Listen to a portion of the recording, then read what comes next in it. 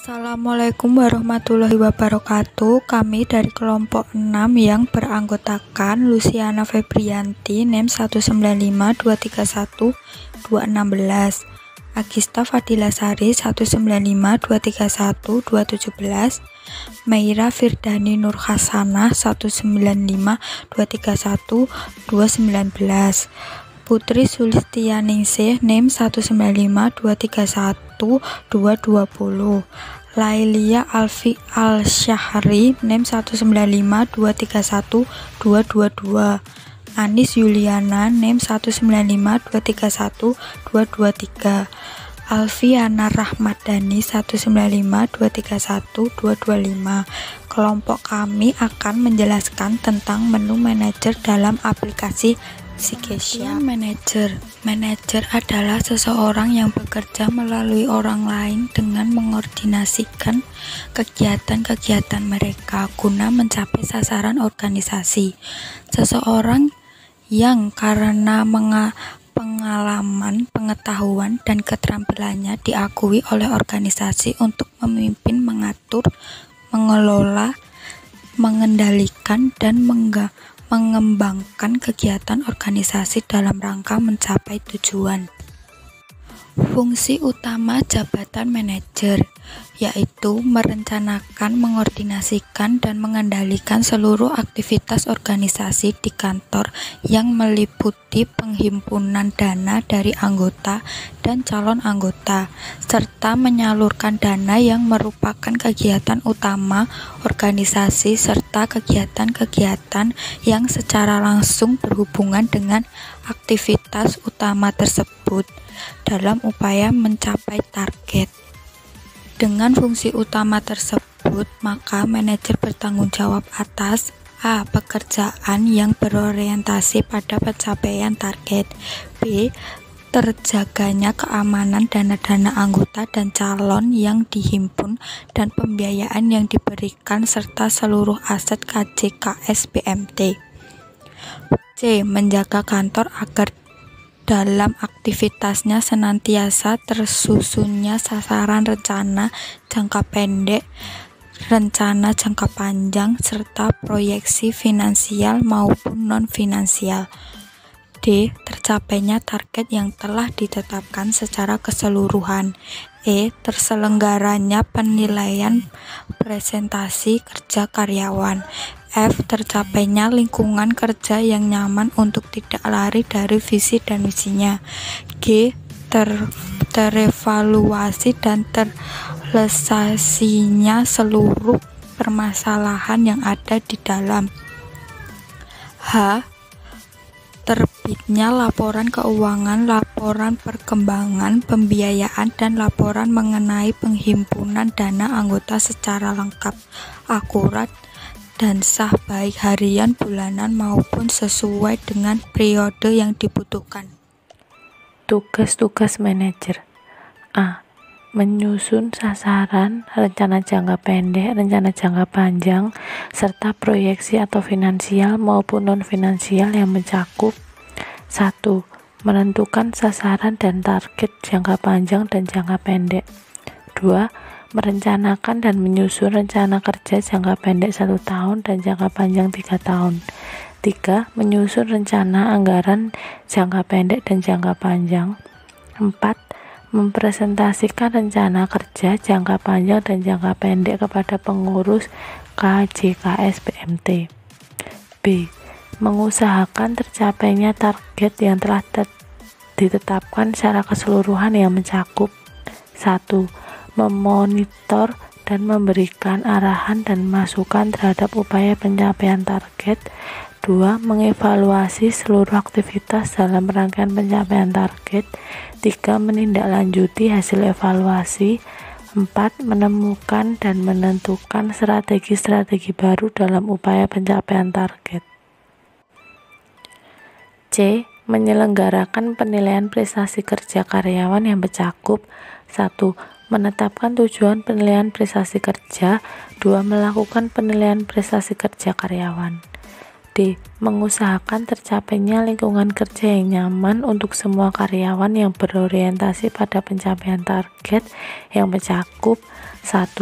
Merencanakan dan merancang sistem hubungan kerja yang dapat memotivasi karyawan untuk bekerja sama dalam mencapai sasaran organisasi. 2. Memperhatikan keluhan atas pelayanan terhadap anggota. 3. Mengevaluasi pola hubungan bila diperlukan. E. Menjaga keamanan dana anggota dan calon anggota yang dihimpun dan pembiayaan yang diberikan serta seluruh aset KJKS BMT yang mencakup 1. Mengupayakan terjaganya likuiditas dengan mengatur manajemen dana seoptimal mungkin hingga tidak terjadi dana rus maupun idle. 2. Mengupayakan strategi-strategi khusus dalam penghimpunan dana dan penyaluran dana. Yang ketiga, mengupayakan strategi-strategi baru dan handal dalam menyelesaikan pembiayaan yang bermasalah. 4. Melakukan kontrol terhadap keseluruhan harta di kantor. F. Mengevaluasi dan menyelesaikan seluruh permasalahan yang ada dengan 1. Mengagendakan dan memimpin rapat operasional bulanan untuk membahas rencana kerja operasional, target kerja, dan evaluasi secara keseluruhan serta permasalahan-permasalahan yang terjadi pada bagian operasional. Yang kedua, mendokumentasikan hasil rapat bulanan sebagai bahan rujukan atas aktivitas selanjutnya. Yang ketiga, melakukan kontrol terhadap kesepakatan dan keputusan yang diambil dalam rapat.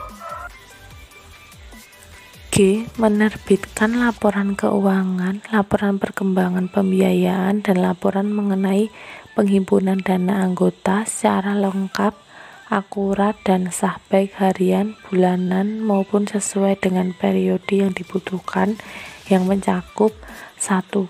Memeriksa laporan harian, bulanan, dan mengesahkannya atau otorisasi. Yang kedua, memeriksa laporan mengenai perkembangan pembiayaan, tingkat kelancaran pembiayaan, dan laporan mengenai anggota-anggota yang bermasalah. Yang ketiga, membuat dan mengirimkan laporan keuangan BMT atas persetujuan pengurus kepada pihak-pihak yang berkepentingan. Wewenang manajer. 1. Memimpin rapat komite untuk memberikan keputusan terhadap pengajuan pembiayaan. 2. Menyetujui dan menolak secara tertulis pengajuan rapat secara musyawarah dengan alasan-alasan yang jelas. 3. Menyetujui dalam menolak pengeluaran uang untuk pengeluaran kas kecil dan biaya operasional lain sesuai dengan batas wewenang. 4. Menyetujui dan menolak penggunaan keuangan yang diajukan yang tidak sesuai melalui prosedur. 5. Memberikan teguran dan sanksi atas pelanggaran yang dilakukan bawahan. 6. Melakukan penilaian prestasi karyawan sesuai dengan ketentuan yang berlaku. 7. Mengusulkan promosi, rotasi, dan mutasi sesuai dengan ketentuan yang berlaku. 8. Menyetujui pemotongan biaya administrasi tabungan untuk tabungan yang tidak memutasi selama 6 bulan atau sesuai dengan kebijakan KJKS BMT. Selanjutnya kita melakukan menu manajer pada aplikasi Sikesha ya teman-teman. Pertama-tama kita lakukan dahulu, masukkan dahulu nama user dan passwordnya. User kita bisa isi dengan admin 1, kemudian passwordnya juga kita bisa isi dengan admin 1, kemudian kita klik login. Kita tunggu sebentar. Ini adalah tampilan awal dari sistem keuangan syariah. Nah, selanjutnya yaitu sebelum melakukan transaksi pada awal hari, kita harus melakukan opening system di pagi hari. Opening system dapat kita lakukan dengan cara mengklik manajemen ini, kemudian kita pilih opening system, kemudian muncul kotak dialog seperti ini, kita pilih tanggal, tahun, dan bulan. Kita di sini misalnya kita pada tahun 2021 tanggal 12 bulan 12, kemudian kita klik opening. Nah, di sini terdapat kotak dialog mengenai opening system telah berhasil. Ini berarti Proses opening system telah berhasil dilakukan dan aplikasi siap digunakan untuk input dan transaksi. Di sini kita klik OK. Kemudian selanjutnya yaitu kita melakukan backup data. Backup data dapat kita pilih dengan cara mode backup ini, kemudian kita pilih backup data. Nah, di sini kita bisa masukkan tanggal tadi yaitu tahun 2000. Kalau salah tanggal 12 bulan 12 tahun 2021. Kemudian kita di sini pilih drive penampungan kita mau yang di mana. Kita di sini menggunakan drive D. Kemudian kita klik backup data. Ini kita klik. Nah, di sini muncul kotak dialog seperti ini. Cek di drive B backup data sistem 12 tahun 2021. Ini berarti backup data sudah berhasil kita lakukan dan kita klik OK. Nah, untuk memeriksa laporan keuangan atau memastikan sistem dalam kondisi yang sama dengan kondisi di akhir hari kemarin. Caranya yaitu kita bisa menggunakan printout mutasi buku besar dan rekap saldo per produk hari kemarin.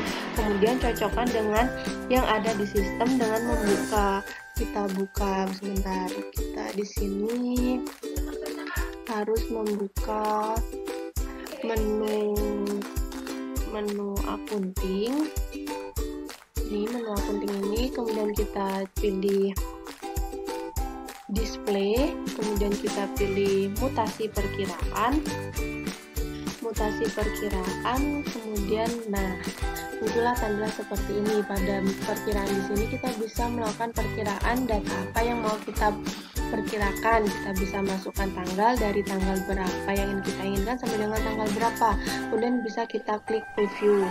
Nah, untuk ini pastikan nilai-nilai yang ada di mutasi buku besar sama dengan nilai-nilai yang ada di printout akhir hari sebelumnya. Angka terakhir sebelum adalah memastikan neraca shuffle dalam keadaan balance. Caranya yaitu klik manager. Ini kita klik manajemen. Kita klik manager, klik laporan, lalu klik laporan. Menugaskan staf untuk melakukan transaksi, maka sistem sudah siap untuk melakukan transaksi pada hari tersebut. Manajer dapat mulai menugaskan stafnya untuk melakukan transaksinya. Kemudian yang ketiga yaitu kita akhir hari atau setelah transaksi selesai. Nah, setelah akhir hari di mana semua transaksi hari tersebut telah diinput, maka tahap selanjutnya yaitu tutup hari. Sebelum tutup hari dilakukan periksa dan pastikan hal-hal berikut. Yang pertama yaitu neraca shuffle untuk memastikan bahwa kas box teller atau kas kasir sudah bernilai 0 atau sudah disetorkan ke brankas atau kas besar. Yang kedua yaitu neraca aktiva.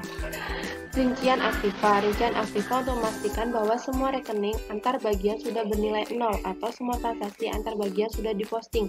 Dan yang ketiga yaitu rincian pasifa. Rincian pasifa digunakan untuk memastikan bahwa total rincian aktiva dan total rincian pasifa sama atau balance.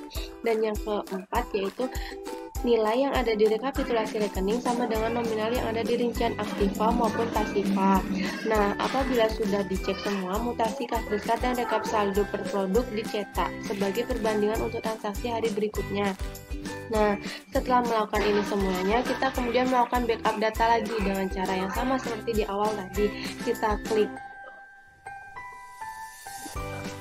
klik backup, kita di sini klik backup, kemudian backup data. Nah, di sini kita masukkan tanggal lagi seperti yang tadi teman-teman, tanggal 12 bulan 12 tahun 2021. Kita pilih drive penampungannya di drive D, kemudian kita klik backup. Nah, di sini backup data sudah berhasil kita lakukan atau closing system sudah berhasil kita lakukan. Nah, silakan keluar, tutup semua aplikasi dan keluar dari sistem untuk transaksi untuk hari berikutnya. Ini adalah terakhir dari yang pertama ini. Yang keempat itu ada modul manajemen. Nanti kalau sudah membuka ini, nanti diklik pada menu utama manajemen, yaitu yang ini. Ada opening system, display konsolidasi, perkiraan, produk simpanan berjangka, produk pembiayaan, dan lain-lain. Jika sudah nanti Yang kelima ada parameter produk. Parameter produk itu ada dua. Yang pertama yaitu tabel produk simpanan seperti ini. Jika sudah seperti ini, nanti diklik lagi, nama produknya ada simpanan wadiah, koleksinya ini. Nanti ini bisa dirubah atau diganti. Kemudian yang kedua yaitu ada tabel produk simpanan deposito. Produk deposito yaitu ada simpanan berjangka. Kalau sudah seperti ini, nanti menu tabel, terus nanti muncul seperti ini. Ini nanti dapat diubah, mau diganti apa atau ditambah. Kemudian yaitu ada tabel produk pembiayaan. Tabel produk pembiayaan yaitu ada produk piutang.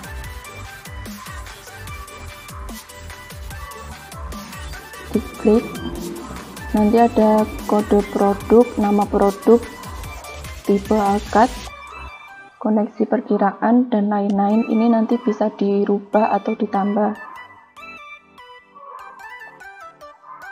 Yang keenam ada parameter GL dan lainnya. Yang pertama, perkiraan ada di menu akunting di sini. Nanti kemudian nanti ada ini, ada tabel perkiraan 1101. Ini nanti bisa dirubah atau ditambah sesuai dengan parameter yang diinginkan. Kemudian ada tabel marketing. Tabel marketing nanti diisi KD Cap yaitu 101, KD marketing 001, nama marketingnya yaitu Agus Setiawan, atau bisa ditambah atau dirubah. Yang kemudian ada tabel koneksi neraca.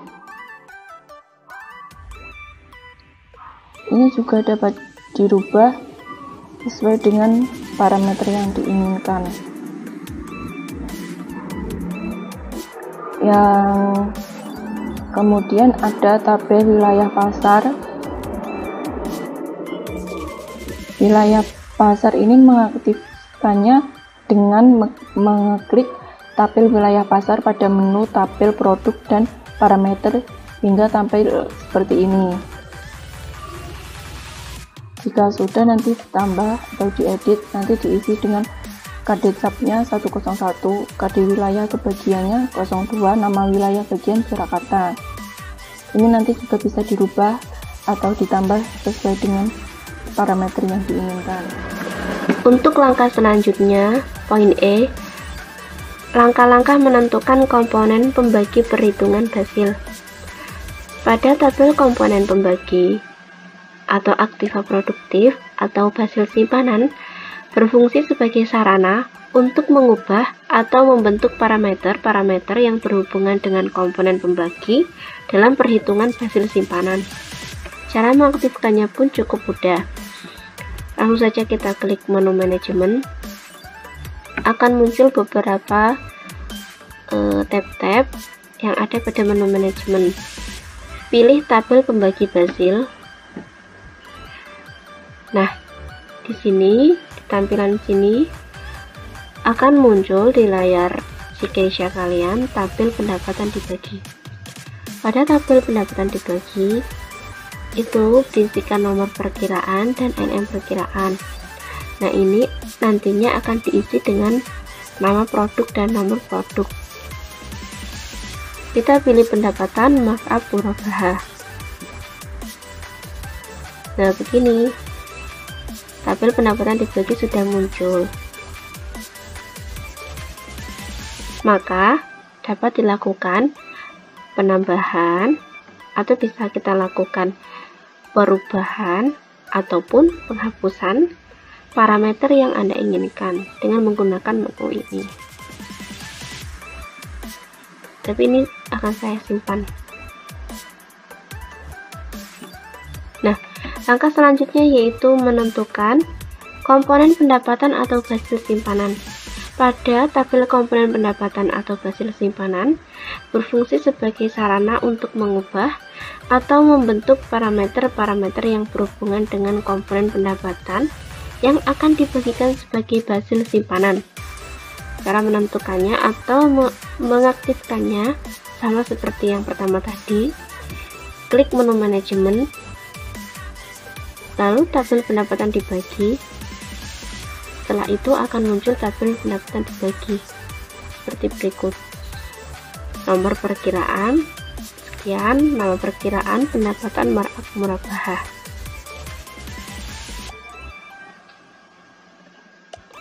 Nah, ini tampilan ini akan dapat dilakukan penambahan, perubahan maupun penghapusan ataupun penyimpanan. Nah, ini pada tabel ini digunakan untuk mengubah atau membentuk parameter-parameter yang berhubungan dengan komponen pendapatan yang akan dibagikan sebagai hasil simpanan. Komponen selanjutnya dari menu manajemen yaitu otorisasi. Jadi otorisasi ini merupakan fasilitas yang diberikan untuk melakukan validasi atau membuka dan menutup proteksi terhadap data maupun proses tertentu, sehingga fungsi kontrol dapat berjalan. Karena data tidak dapat dirubah atau dihapus atau proses tidak dapat berjalan apabila tidak dilakukan otorisasi pada data yang akan dirubah atau dihapus atau otorisasi pada proses yang akan dilakukan. Jadi intinya semua proses transaksi yang ada di bank itu harus dikenakan atau harus melalui proses otorisasi ini. Cara penggunaan untuk menu otorisasi ini, kalian bisa klik tadi di menu manajemen, kemudian kalian klik otorisasi ini. Nah, jadi kalau tampilan si Keisha teman-teman sudah menunjukkan menu seperti ini, artinya teman-teman bisa melakukan otorisasi terhadap transaksi yang akan kalian lakukan. Jadi kalau di bank syariah itu, transaksi yang memerlukan otorisasi atau memerlukan proses otorisasi ini ada dua, yaitu transfer bagi hasil tabungan dan transfer bagi hasil deposito. Jadi artinya, kedua transaksi ini kalau tidak dilakukan otorisasi, maka transaksinya itu nggak bisa dilakukan atau tidak bisa dilanjutkan. Nah, jadi untuk melakukan otorisasi proses ini, kalian bisa klik misalnya kalian pengen otorisasi pada transaksi transfer bagi hasil tabungan. Kalian bisa klik di sini, nanti akan muncul tanda centang, kemudian langsung kalian klik authorize. Nanti akan ada notif otorisasi transfer hasil tabungan telah dilakukan. Kemudian kalian langsung oke. Begitu juga dengan transaksi yang lain, kalian juga contohnya di transfer bagi hasil deposito ini, kalian klik di sini, kemudian nanti akan ada tanda centang, lalu kalian klik authorize. Kemudian otorisasi transfer bagi hasil deposito telah dilakukan. Ini artinya kedua transaksi tadi sudah berhasil diotorisasi dan bisa dilanjutkan transaksinya.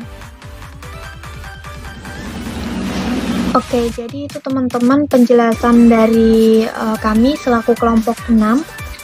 Dari mulai pengertian manajer, tugas manajer, wewenang, dan fungsi manajer sampai ke penggunaan menu manajer di aplikasi si Keisha.